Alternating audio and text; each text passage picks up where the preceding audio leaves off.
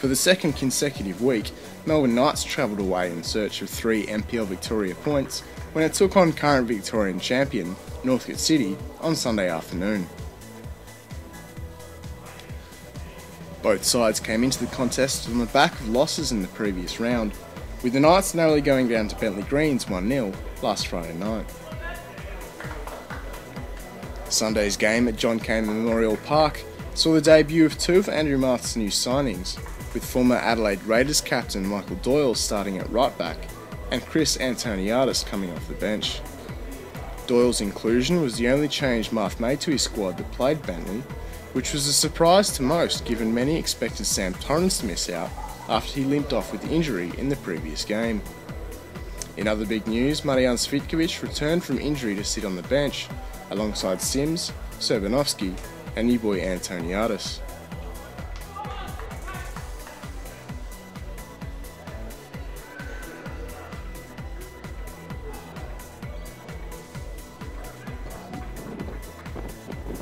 For Northcote City, head coach Goran Lozanovski made 3 changes to his side that lost to Hume City a week ago, with Wade Decker, Jonathan Bunis and Adrian Chiapetta dropping to the bench. Lozanovski brought in former Heart youth man Philip Petreski and Michael Catalano, as well as Marino Gasparis, who Knights supporters will remember for his goal of the season candidate from round 1.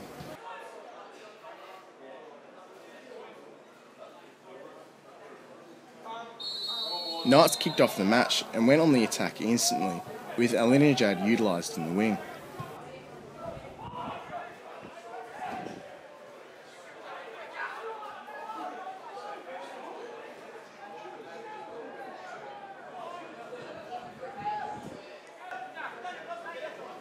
The first real signal of intent from either side came in the 7th minute of play, when a series of shots from Northcote were blocked by the away side, before May eventually punched clear.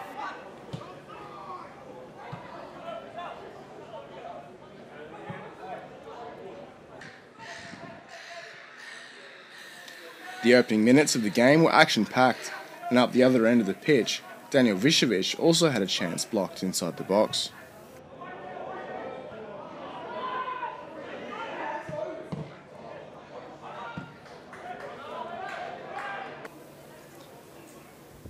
Barely 10 minutes played and Goran Lozanovski was forced into making a substitution when Petreski went down with injury.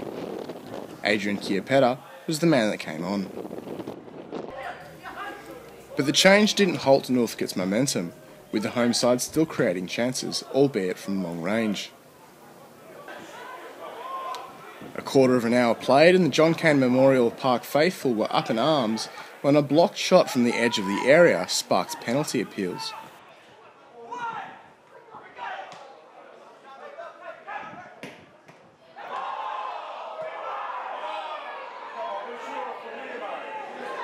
But the referee waved play on, with replays showing Ben Suri would have struggled to get his hand out of the way. Northcote continued to look dangerous in the first half and almost broke the deadlock when a deep corner forced a Chris May save. Up the other end, and youngster Leo Athanasio was able to fashion a chance, but he struggled to get enough power behind his shot. 21 minutes in, Northcote finally took the lead when a good Jonathan Munoz free kick sailed into the right side of the goal.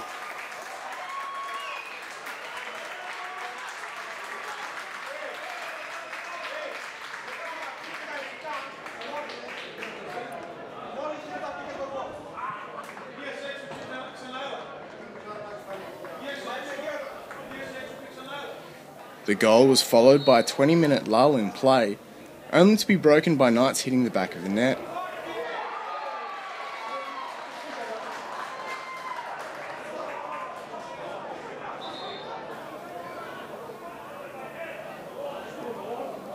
but the referee and his assistant disallowed the goal, with Tomislav Uskok spoken to shortly after about an infringement inside the 6-yard box.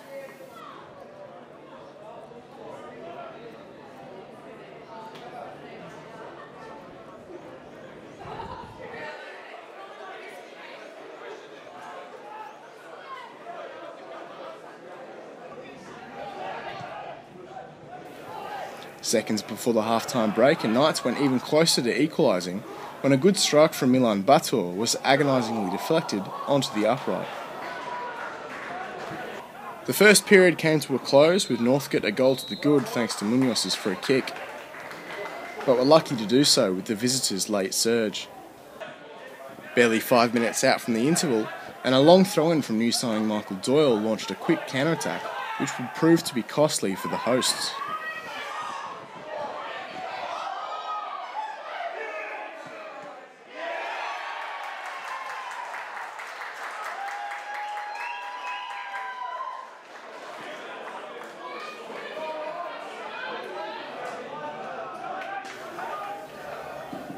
A good goal from Cheyenne Alinejad, with City goalkeeper Chris Theodoridis struggling to keep out a second successive shot.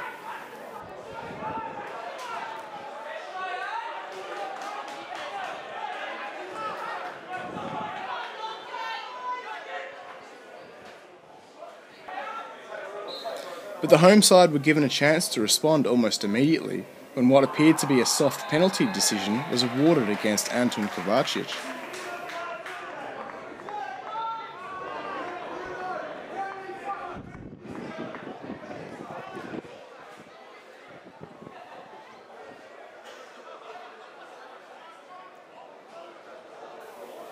James Kalafatidis stepped up to take the spot kick, but was denied spectacularly by a one-handed May save. Not dwelling on his heroics, May launched a long ball for Leo Athanasio to flick on towards Daniel Vishovic, but the referee's assistant's flag was up for offside.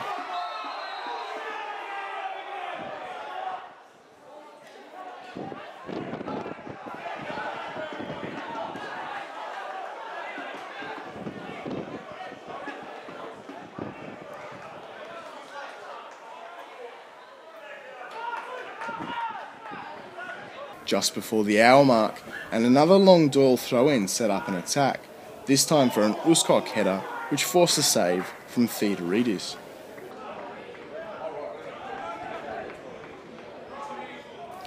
"10 minutes after Uskok's header, Andrew Marth's men went ever so close again when a Gurgic free kick eventually found Batur, only for the usual centre-back to put a tame shot goal-bound. After playing in the previous under-20s game, new signing Chris Antoniadis came off the bench to make his debut in the 75th minute, with Leo Athanasio making way. 5 minutes out from the end, and the Knights had a glorious chance to take the lead after Vishovic wrestled back possession before an eventual Alinejad strike was saved well by Theodoridis.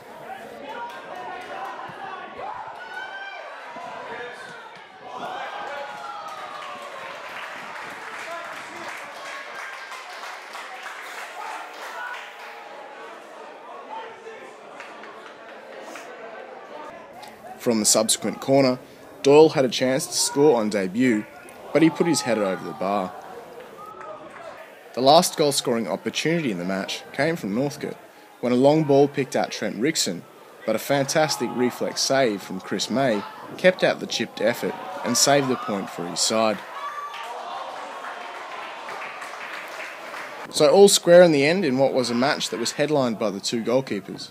The point doesn't affect Northcote City's position on the NPL Victoria table, but does mean the away side will drop down a position, with Port Melbourne leapfrogging the Knights after their victory. Youngster Leo Athanasio spoke to media following the draw. Ideal that you weren't able to grab the 3 points, but no doubt you got the equaliser, and it was a really positive second half from the guys today. Definitely the second half was much better. We mentioned in the change rooms, and we went out and did what we had to do, so we got a point. Possibly could have got 3, but it could have went either way, so happy with the draw in the end, I guess. Lots of chances for both teams either way, and some excellent goalkeeping at each end. Yeah, Chrissy saved us at the end there. Could have could have been disappointing, but lucky for Chrissy, and he played great, I think. So, and there was Shay had a chance there at the end, so that was good keeping again. So there was lots of opportunities either way, but the keepers were good today. There was lots of sort of long balls going forward. Was that a deliberate tactic from Stabber, or was that just because of the pitch making it sort of hard to play on the deck? Yeah, during the week we'd mentioned that the pitch was going to be bobbly, so we didn't want to risk it at the back, and we were trying to hit Milan and work off Milan up front, so that was sort of our tactic. And looking ahead to South on Wednesday, it's obviously a massive game for the club. Yeah. How are you feeling personally, and how is the squad feeling heading into that one? Oh, we all know, we've all mentioned in the change room, it's the biggest game of the season for us, so we just want to get up for it and do our best, and hopefully we get away with a win. And Chris and Michael made their debuts today. What did you make of them? Michael was very good at right back, he was strong, and I saw Chrissy play in the reserves, he was good.